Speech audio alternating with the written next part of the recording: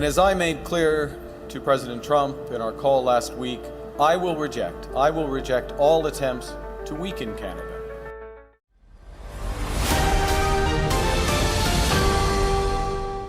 No gunfire. No headlines, but the economic blows between the U.S. and Canada are shaking up North America. When Trump slams aluminum tariffs, Canada doesn't shout back, it stays silent. How can Canada make Washington back down? And what happens when American shoppers wake up to find the milk, chocolate bar, or car they plan to buy now costs more for no clear reason?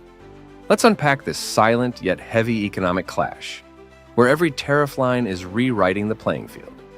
On March 4th, Trump's team raised tariffs to 25% on most imports from Canada. Less than 3 months later, on June 12th, tariffs tightened again, 25% on vehicles and parts, and a full 50% on steel and aluminum to protect U.S. economic security.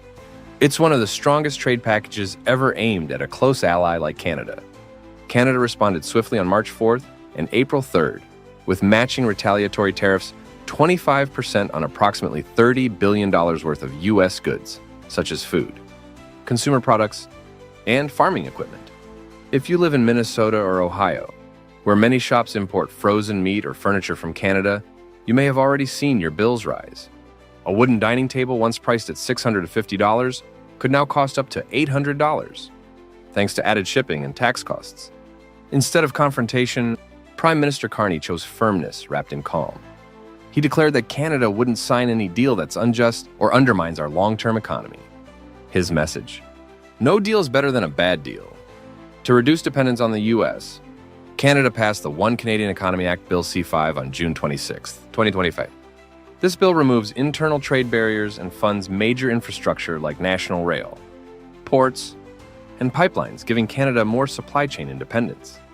Though the government could have raised retaliatory tariffs to 50%, they held at 25% and aimed to negotiate before the August 1st deadline, signaling restraint and psychological pressure.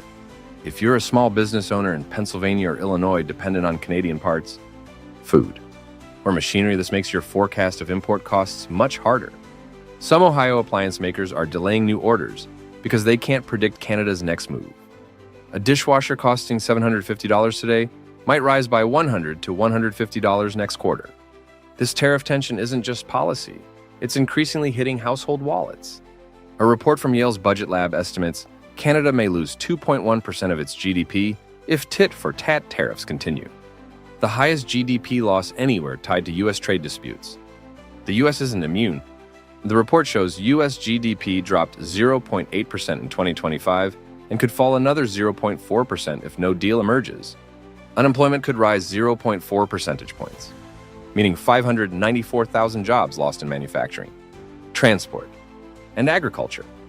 Homeowners could lose up to $2,500 per year because of rising import prices and lower real income. For instance, a case of canned tomatoes, once $18 at Costco, may rise to $21 next week, just due to tariffs and import cost increases. It's not going to be as impactful as it might seem initially on the headline when you read it, because the USMCA and goods traded through USMCA trade deal are actually exempt. You walk into a grocery store in Vancouver and notice the shelves, once filled with U.S. produce, are now empty, replaced with signs reading 100% Canadian. This is no longer just about politics at the negotiating table. What's behind Canada's turn away from the U.S.? And how might it show up in your own spending? Amid rising trade tensions, 85% of Canadians have shifted toward buying domestic goods. Major grocery chains like Walmart Canada, Loblaw, Metro, and Sobeys are cutting back on U.S. imports and proudly displaying Made in Canada banners. In British Columbia, some stores have gone over 115 days without stocking U.S. produce. For Americans, this means exports to Canada from farm products to household goods are losing shelf space. If a store once sold 100 boxes of U.S. corn per week, that number might now be closer to 15. That drop directly affects revenue and may lead producers to scale back or search for new markets. Flight data from OAG shows bookings from Canada to the U.S. between March and September 2025 have dropped by 71 to 76% compared to last year. Airlines like WestJet and Air Canada report that cancellations for U.S.-bound flights have risen by as much as 25%. A survey by Angus Reid Institute shows that nearly 48% of Canadians have canceled or plan to cancel trips to the U.S. For Americans, this could mean fewer visitors in popular destinations like Florida, New York, or Niagara Falls. If hotel rooms in Florida typically cost $150 per night, you may now find deals at $120 as businesses try to fill empty beds. Still, hotel staff, tour guides, and shuttle drivers may face reduced hours or job cuts due to the sharp decline in international guests. Over the past year, Canada's export share to the U.S. dropped from 78% to 68%. As of May 2025, a loss of about 7.7 billion Canadian dollars. Although exports to other countries rose by 42%, it has not fully made up the difference. This marks a strong shift in Canada's global business strategy. Many Canadian companies, especially manufacturers, are pivoting toward Asia and Europe. Gold exports to the UK have increased by 473%, and new trade relationships are expanding into Indonesia, Japan, and Australia. Prime Minister Mark Carney is also advancing free trade talks with ASEAN, Mercosur, China, and the EU to diversify export markets. Some Canadian products are becoming harder to find or slightly more expensive in the US. If you previously bought Canadian maple syrup or specialty cheese for $10, you may now pay $11 to $12 due to tighter supply and shifting distribution. To support these changes, the Canadian government has rolled out a 6.5 billion Canadian dollars, about $4.8 billion US dollars financial package to help exporters absorb US tariffs and avoid job losses. So even if you regularly bought Canadian goods or relied on Canadian ingredients, their workers and farmers are now more likely to stay employed, helping avoid supply chain disruptions that could eventually raise US consumer prices. We will only sign a deal that's the right deal, that's a good deal for Canada. We're representing Canada, we're standing up for Canada.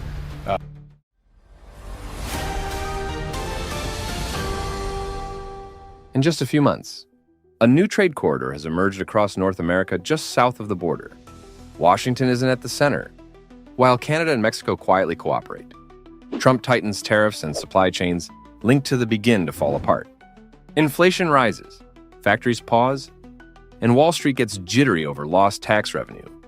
Will American consumers pay hundreds more because of a political misstep? As the threatened steep tariffs from August 1st, Canada and Mexico resisted confrontation. They chose strategic retreat. On July 10th, both countries announced plans to boost trade in agriculture and rare minerals with a clear goal: reduce dependency on the in Q2 2025 alone. Trade between them reached $13.4 billion, up 21% year over year, the biggest rise since 2019. The impact showed fast. Canadian border crossings into the dropped 33% in June 2025 Bureau of Transportation statistics. Border towns like Plattsburgh, New York, and Sault Ste. Marie, Michigan, once buoyed by Canadian weekend shoppers, now face steep decline. A Vermont gas station saw sales plunge over 25%, forcing staff cuts. At Target in Buffalo, stock of items popular with Canadians like big packs of Pampers, vitamins, or laundry detergent is piling up. Pampers size 5 sold 80 to 100 packs weekly. Now it's fewer than 40. Staff dropped prices from $31.99 to $28.50 to try and boost sales. In response to Mexico tariff tensions, Canada and Mexico created the $120 billion Northern Corridor, a trade route that avoids soil entirely. It includes ports in British Columbia, rail links crossing into Mexico, and a closed-loop logistics system bypassing customs. Analysts at the North American Finance Institute estimate that could lose up to $69 billion in direct tax revenue over 5 years if the corridor operates fully, and an additional $17 billion in logistics and port fees. Another $39 billion in jobs tied to transport, ports, and trade could vanish from southern and midwestern states that depend heavily on Mexico trade. A Texas logistics company reports a 18% drop in Mexico-bound orders to the Northeast in July 2025. Goods like avocados, tomatoes, and small electronics that once shipped through Laredo or El Paso now route via Vancouver or Veracruz, then Halifax before heading back into North America. If you used to buy Mexican avocado at Whole Foods for $1.50, prepare to pay $1.85 to $2. Small businesses relying on Mexican imports are raising prices in Ohio. Taqueria raised its taco price from $8 to $9.50. And traffic dropped nearly 20% in early July. Canada-Mexico trade restructuring is jarring American supply chains. In June 2025, inflation jumped from 2.4% to 2.7%, its steepest rise this year, in part from rising import and delivery costs. Ford factories in Louisville and Ohio paused production due to shortages of rare earth magnets and sensors previously sourced quickly from Mexico. As a result, a 2025 Ford F-150 pickup now costs $1,600 to $1,800 more than planned, even without upgrades. It's not remote. A home air conditioner that cost $450 now lists at $520. Appliance retailers in Florida and Illinois report 15% sales drops because imported goods cost more and replacements are scarce. U.S. President Donald Trump says he plans to introduce 25% tariffs on all steel and aluminium entering the United States.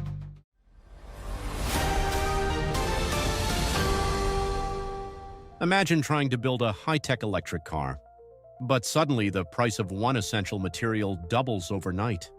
Sounds impossible, right? But that's exactly what American automakers like Ford and Tesla face today, caught in the fallout from the U.S.'s sharp hike in aluminum tariffs with serious consequences for jobs, prices, and America's green technology race. Imagine you run a small parts factory in Laredo, Texas. Every week, shipments cross the border to plants in Ontario and Monterey. In July 2025, a new policy hits tariffs on aluminum, and steel imports rise from 25% to 50%. Orders from Canada and Mexico dry up fast. In response, those countries boost trade cooperation to reduce impact and keep the USMCA spirit without U.S. leadership. The factory mood turns tense. Workers with regular shifts face shorter hours or layoffs. Families who planned home repairs or college funds reconsider spending. Rising raw material costs hit automakers like Ford and GM, hard shaking supply chains and risking tens of thousands of jobs in Ohio, Michigan, and Pennsylvania. In 6 months, about 25,000 to 30,000 steel and manufacturing jobs in these states could vanish. Families may lose $600 to $800 monthly. Auto repair shops could lose around $5,000 in revenue over 6 months, forcing many to delay home fixes or car payments. Canada did not respond with tariffs. Instead, it sped up investment in clean aluminum using cheap hydroelectric power. Canadian aluminum with low carbon footprint has secured major long-term contracts in Europe. Japan and Taiwan taking market share once held by U.S. Meanwhile, American firms must import Canadian aluminum at higher prices plus tariffs. Loss of global market share means U.S. manufacturers face rising input costs. Families feel it in higher prices on goods like vehicles and building materials. These squeeze budgets, especially for middle-aged adults with mortgages, education, and healthcare. Aluminum import prices are expected to rise by 15 to 20% in next 3 months, adding about $250 per household yearly. This may cause 5,000 to 7,000 job losses in metal manufacturing and related sectors. Major firms in Europe, Japan, and U.S. now prioritize Canadian aluminum for stable costs and supply. U.S. ports like Baltimore and Houston see sharp drops in cargo volumes, while Canadian ports Vancouver and Saguenay grow significantly. Consumers face higher prices as logistics costs rise. U.S. port and transport workers face layoffs or fewer hours. Many families cut non-essential spending like travel and home upgrades. In the next 3 months, about 3,500 to 4,000 port and transport jobs in U.S. may be cut. Rising logistics costs could raise household spending on goods by $50 to $70 monthly, forcing many to rethink budgets. Electric vehicles use about 25 to 27% more aluminum than traditional cars. With aluminum prices rising, makers like Tesla, Ford, and Rivian delayed new models and cut production to control costs. Families wanting greener cars face higher prices and delays. Rising costs threaten plans like loan payments, saving for children, education, and home repairs. Electric vehicle prices may rise by $4,500 to $6,000 per vehicle in 6 months. This will force many families to delay purchases or choose costlier traditional cars. Monthly transport costs may rise by $180 to $250, adding pressure to budgets. Over 70% of our hogs are exported. If we lose an export market, it causes disaster in the price. So this is fabulous. It's fabulous. Everybody will be celebrating tonight, I'm sure. Yeah, wonderful.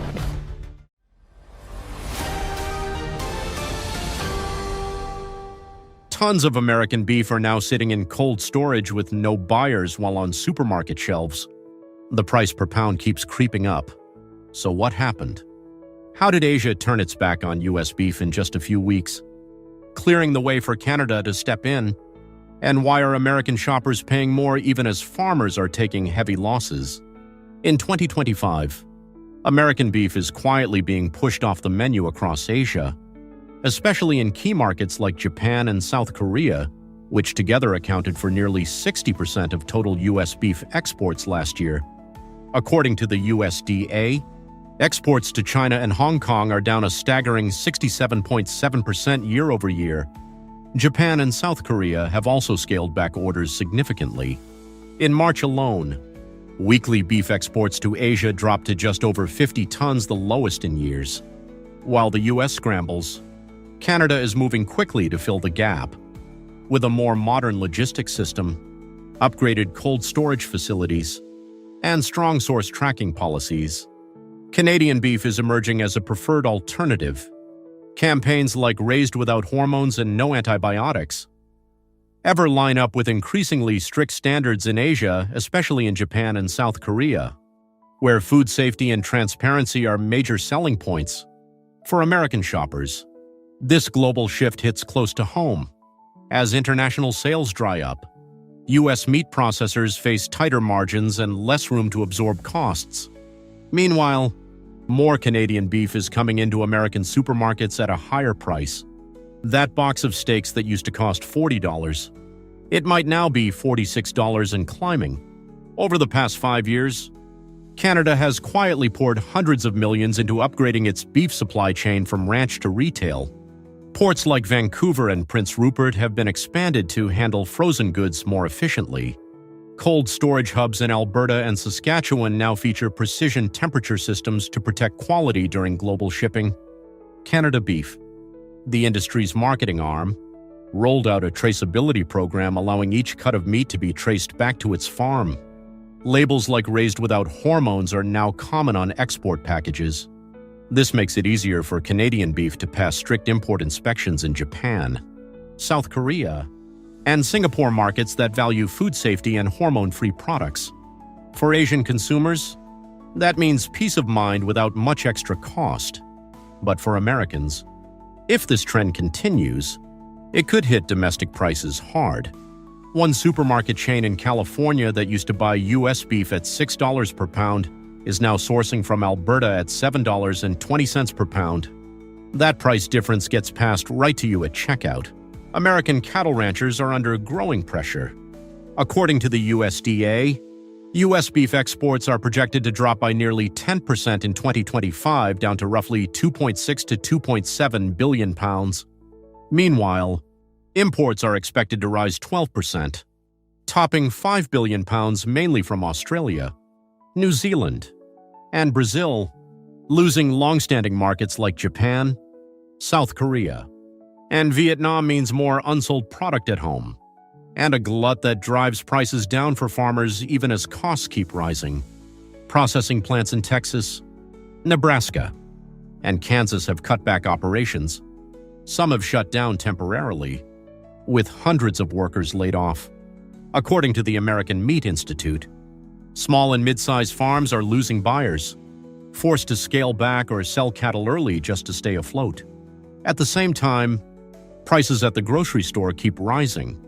Ground beef now averages $6.10 per pound, over 10% more than it did at the start of the year, according to Food & Wine. If you used to spend $30 a week on ground beef, you might now be looking at $33 or $34. And while 2025 beef production is expected to hit 26.7 billion pounds, the breeding supply is falling, and feed costs are climbing. Feeder cattle are now priced at $281 per hundredweight, pushing production costs even higher. The deal that's currently being negotiated will provide some relief.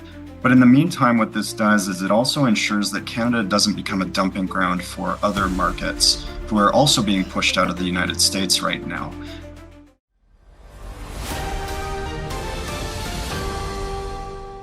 This wasn't how the trade war was supposed to play out. Just weeks after Washington imposed a 50% tariff on imported steel, Canada slashed its steel exports to the U.S. from 78% down to 68%, redirecting $1 billion Canadian to bolster its own infrastructure and defense. The era of industrial self-reliance has begun, and Detroit is already feeling the heat.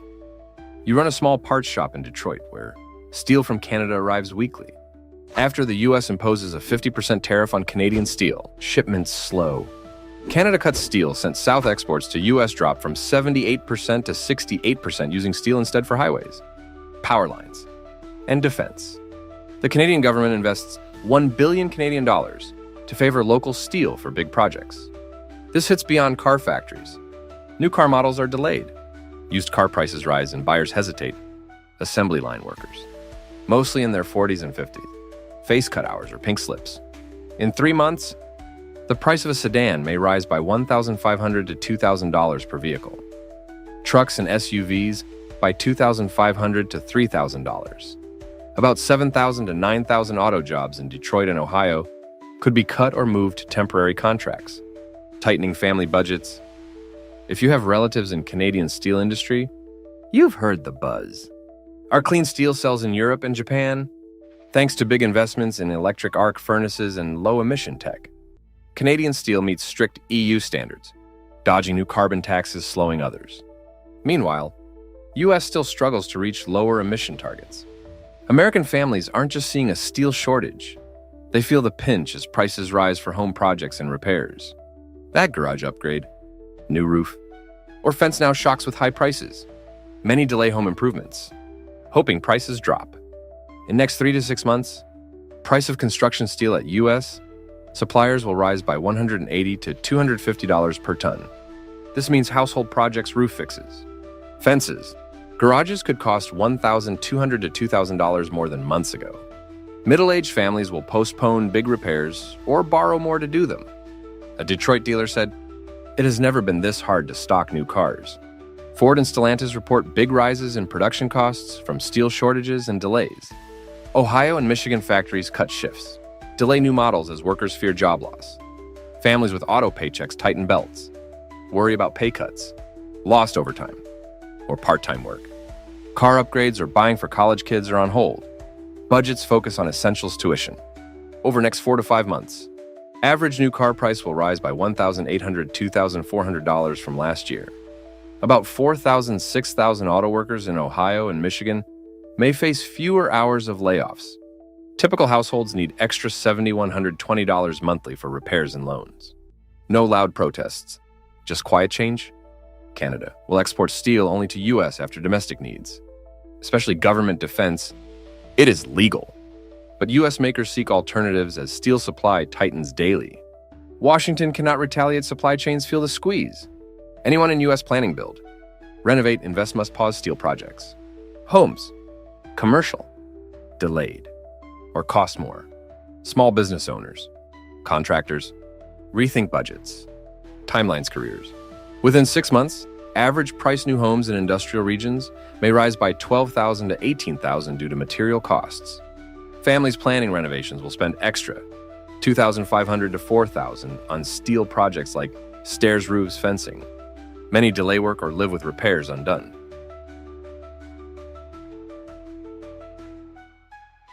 They want to break us so they can own us. Normalization of tariffs will have, I guarantee you, an impact on the Canadian economy. It will have an impact on jobs.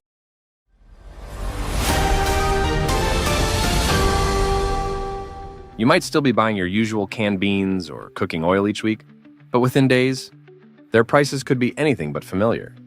A decision from Washington, set to take effect on August 1st, is quietly setting off a price ripple that could hit every American dinner table. Starting August 1st, the U.S. will apply a 35% import tax on nearly all goods from Canada, from food and raw materials to industrial supplies.